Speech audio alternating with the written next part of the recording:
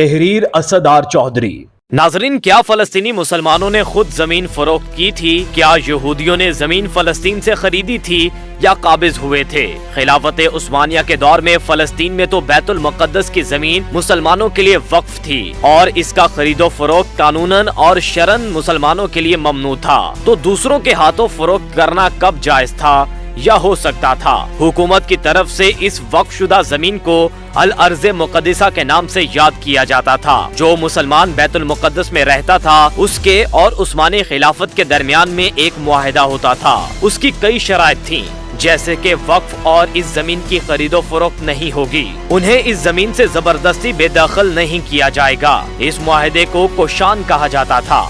یہ دستاویزات کے ساتھ ایک چابی پر بھی محصول ہوتا تھا۔ اسی طرح ایک فرد کے پاس ایک سے زیادہ کوشان بھی ہوتے تھے۔ فلسطین میں اس وقت مسلمانوں کے ساتھ یہودی اقلیت میں بھی بستے تھے، جن کی کل آبادی 3% تھی۔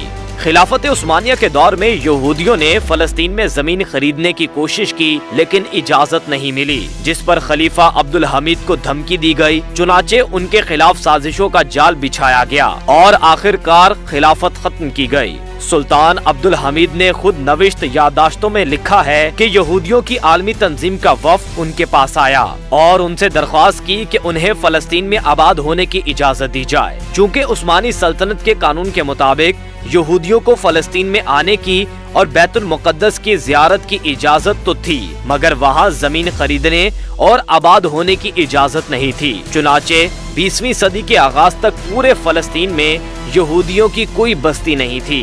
یہودی دنیا کے مختلف ممالک میں بکھرے ہوئے تھے اور کسی ایک جگہ پر ان کی ریاست یا مستقل شہر نہیں تھا۔ سلطان عبدالحمید مرحوم نے یہ درخواست منظور کرنے سے انکار کر دیا، کیونکہ اسرائیل، بیت المقدس اور فلسطین کے بارے میں یہودیوں کا عالمی منصوبہ ان کے علم میں آ چکا تھا۔ اس لیے ان کے لیے یہ ممکن نہیں تھا کہ وہ اس صورتحال میں یہودیوں کو فلسطین میں آباد ہونے کی اجازت دیتے۔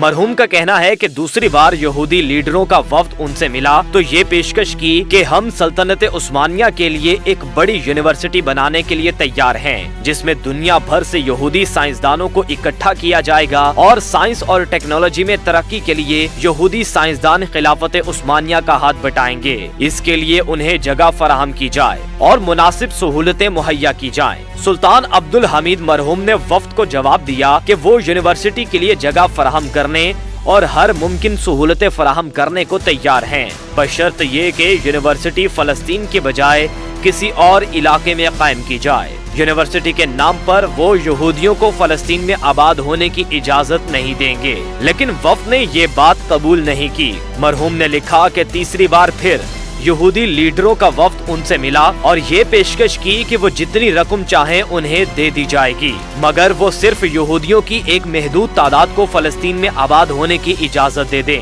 سلطان مرحوم نے اس پر سخت غیظ و غضب کا اظہار کیا اور وفد کو ملاقات کے کمرے سے فوراً نکل جانے کی ہدایت کی، نیز اپنے عملے سے کہا کہ آئندہ اس وفد کو دوبارہ ان سے ملاقات کا وقت نہ دیا جائے۔ اس بات کا اقرار اسرائیلی وزیر دفاع جنرل مفاز نے کیا تھا۔ ان کا کہنا تھا کہ خلافت عثمانی خلیفہ سلطان عبدالحمید نے ہمیں فلسطین میں جگہ دینے سے انکار کیا تھا، جس کی وجہ سے ہم نے نہ صرف ان کی حکومت ختم کر دی بلکہ عثمانی خلافت کا بستر ہی گول کر دیا۔ اب جو اسرائیل کی راہ سے مزاحم ہوگا اسے اسی انجام سے دوچار ہونا پڑے گا۔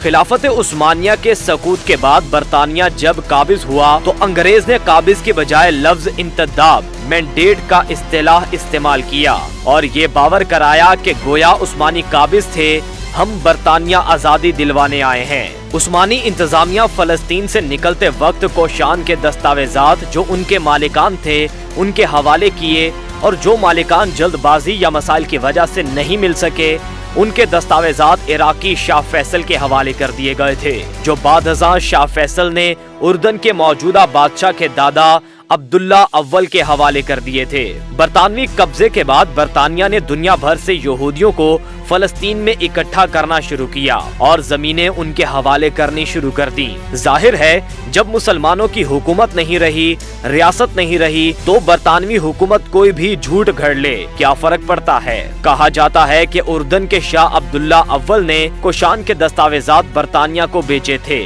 یا اپنی وفاداری میں ان کے حوالے کیے تھے اور جو موجودہ دستاویزات ہیں وہ صرف وہی منظر عام پر آ سکے جو خود فلسطینیوں کے پاس تھے۔ 1924 سے لے کر 1948 تک برطانیہ یہودیوں کو فلسطین میں جمع کرتا رہا اور نکلنے سے پہلے اسرائیل مملکت کا قیام اور اعلان کر کے نکلا، جبکہ فلسطینیوں کے پاس کوئی سلطنت تھی، نہ ریاست، نہ حکومت، نہ فوج، نہ عدلیہ، بس دنیا میں ایک نام تھا کہ فلسطین ایک ملک ہے۔ اور اگر کسی کو اپنی زمین حاصل کرنے کے لیے انصاف کی ضرورت تھی تو تب بھی ان کے سامنے صرف اسرائیلی عدالتیں افریت بن کر کھڑی تھیں۔ ایسی صورت میں اپنی زمینیں بیچنے والا بیانیہ اور عثمانی کوشان دستاویزات کے بجائے برطانوی دستاویزات کو مصدر موثوق سمجھ کر فیصلہ کرنا کہ فلسطینیوں نے اپنی زمین خود بیچی، سوائے اسرائیلی اور برطانوی استعماری بیانیے کے سوا کچھ نہیں۔ جو لوگ اس قسم کی باتیں کرتے ہیں تو انہیں عثمانی کوشان دستاویزات پر بات کرنا چاہیے۔ ظاہر ہے اسرائیلی اور برطانوی دستاویزات قابل قبول کب ہیں؟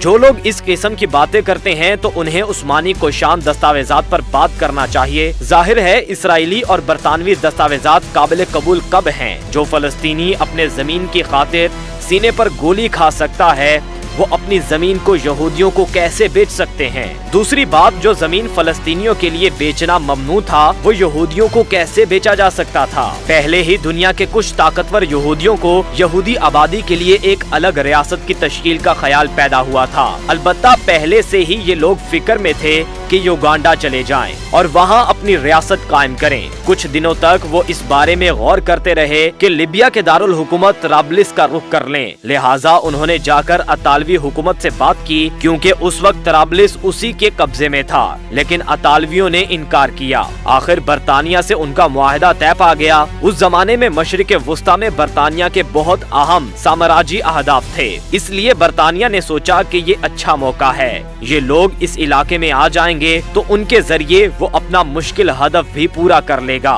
اس سرزمین پر قبضہ ایک کثیر المقاصد اور پیچیدہ منصوبے کے تحت کیا گیا، جس کا ہدف مسلمانوں کو متحد ہونے سے روکنا اور دوبارہ طاقتور مسلمان حکومتوں کی تشکیل نہ ہونے دینا تھا۔ ایسے ثبوت موجود ہیں جن سے ثابت ہوتا ہے کہ جرمن نازیوں سے صہیونیوں کے بڑے قریبی روابط تھے اور یہودیوں کے قتل عام کے مبالغہ آمیز اعداد و شمار در حقیقت رائے عام کی ہمدردیاں حاصل کرنے، فلسطین پر قبضے اور صہیونیوں کے جرائم کی پردہ پوشی کا حربہ تھا۔ اس کے بھی ثبوت ہیں کہ مشرقی یورپ کے کچھ غیر یہودی اوباشوں کو یہودیوں کی حیثیت سے ہجرت کرا کے فلسطین لایا گیا، تاکہ نسل پرستی کی قربانی بننے والوں کے پسماندگان کی حمایت کے نام پر عالم اسلام کے قلب میں ایک اسلام مخالف حکومت کا قیام عمل میں لایا جا سکے اور 13 صدیوں کے بعد عالم اسلام کے مغربی اور مشرقی حصوں کو دولخ اور ایک دوسرے سے الگ کر دیا جائے۔ شروعات میں تو مسلمان مات کھا گئے، چونکہ صہیونیوں